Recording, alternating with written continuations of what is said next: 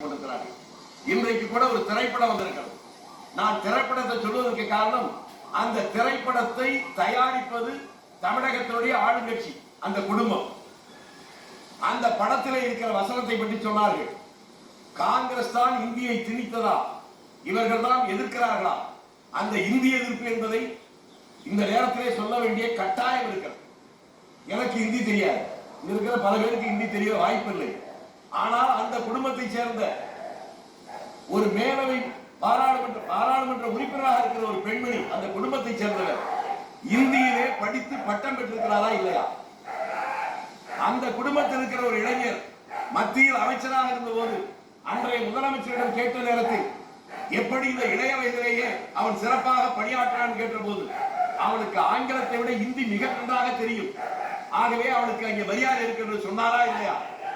ஊரில் இருக்கிறவன் எல்லாம் நீ அம்மா என்று அழைக்க முடியாது, மாதாஜி என்றுதான் அழைக்க வேண்டும், அப்பா என்று அழைக்க முடியாது, பிதாஜி என்றுதான் அழைக்க வேண்டும் என்று ஊருக்கு சொல்லிவிட்டு தன் வீட்டில் இருக்கிற பெண்களையும் பிள்ளைகளையும் எல்லாருக்கும் இந்தி கற்றுத் தந்திருக்கிறார்களே.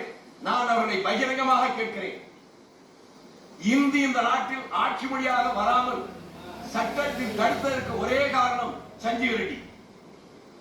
சட்டம் அரசியல் நிர்ணய சபையில் ஆட்சி மொழி எது என்பதற்காக விவாதம் நடந்து அதற்கு ஓட்டெடுப்பு நடக்கிற போது சரிசமமாக வாக்கு வருகிறது, இந்திதான் ஆட்சி மொழி என்று அந்த விவாதத்திற்கு.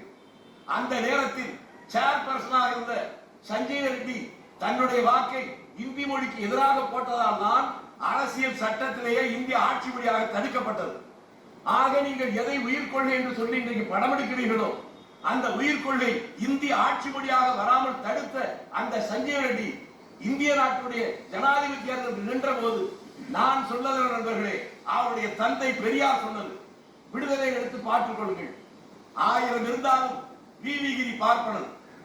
சஞ்சீவ் ரெட்டி நம்மாள் என்பது மட்டுமல்ல, திராவிடன் என்பது மட்டுமல்ல, இந்தி இன்றைக்கு ஆட்சி மொழியாக வருவதை தடுத்தவனே அவன்தான்.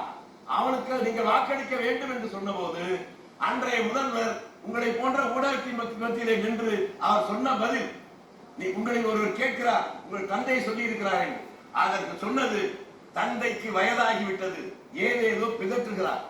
இவருடைய இந்தி எதிர்ப்பு போராட்டம். நான் பகிரங்கமாக கேட்கிறேன், 1967 வரை தமிழ்நாட்டில் அரசு பள்ளிகளில் தமிழ்தான் மொழியாகத்தான் பாடமொழியாக இருந்தது. அதற்கு பின்னாலே ஆங்கிலத்தில் ஒருவருக்கு காங்கிரஸ்காரன் காரணமா, அதற்கு பின்னாலே வந்த திராவிட இயக்கங்கள் காரணமா? ஆக சொல்வதற்கும் செய்வதற்கும் சம்பந்தம் இல்லை. தமிழ் மொழிக்காக அந்த காலத்திலே திருக்குறளை மொழியிலே கொண்டு வந்து பல சாதனை செய்வதற்கு தலைவர் காமராஜ் காரணமாக இருந்தார். அதையெல்லாம் மறைத்துவிட்டு போலித்தனமாக இருக்கிறார்கள். நாங்கள் இப்படி வருவதற்கு காரணம் ஒன்றை இன்னைக்கு ஒரே ஒரு செய்தியை சொல்கிறேன், பல பேருக்கு தெரிய வாய்ப்பில்லை. 1972 தலைவர் காமராஜ் திருச்சிக்கு வருகிறார். அங்கிருந்து கரூருக்கு போக வேண்டும். அப்போது அவருக்கு நீரிழிவு நோய் இருந்த நேரம். அப்போதெல்லாம் அவர் போகிற வழியில் அவருடைய உதவியாளர்கள் எங்கெல்லாம் டிவி இருக்கிறதோ அங்கெல்லாம் ஒரு நிறுத்துவார்கள். ஒன்று இறங்கி அவர் சிறுநீர் கழிப்பார், இல்லை என்றால் பரவாயில்லை போயிருந்தார். அந்த 72 திருச்சியிலிருந்து போகிற போது திருச்சிக்கு அடுத்து பெட்டாயத்தலையில ஒரு டிவி, குடித்தலையில ஒரு டிவி, மாயனூர்ல ஒரு டிவி, கரூர்ல ஒரு டிவி.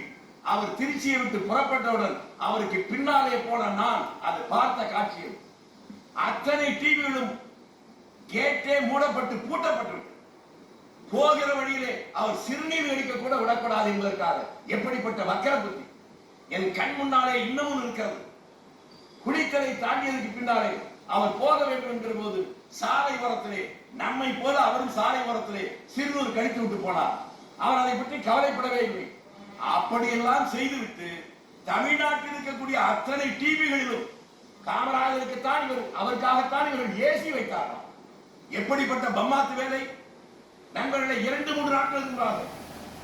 அந்த கட்சியுடைய மிக முக்கிய தலைவர்கள் ஒருவர் காமராஜரை மட்டுமல்ல, உலகத்தில் இன்றைக்கு ஒரு தலைவருக்கு 100க்கும் மேற்பட்ட நாடுகளில் சிலை இருக்கிறது என்றால் மகாத்மா காந்தி. அந்த காந்தியை பற்றி பேசுகிறது, என்னடா காங்கிரஸ்காரன், காந்தியே உள்ள படுக்க வச்சவனே நாங்க தாண்டா, உங்களுக்கு எல்லாம் என்னடா இருக்கு என்று கேட்கிறார். அது என்ன உள்ள படுக்க வச்சு எனக்கு புரியல.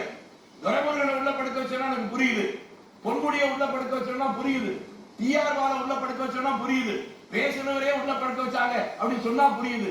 ஆனா மகாத்மா காந்தியை உள்ள படுக்க வச்சா, அட பாவிகளா, நீங்க எல்லாம் வெள்ளை சட்டை வேட்டி கட்டுவதற்கு காங்கிரஸ் காந்தி செய்த தியாகம், அதனால் தான் வந்திருக்கிறீர்கள்.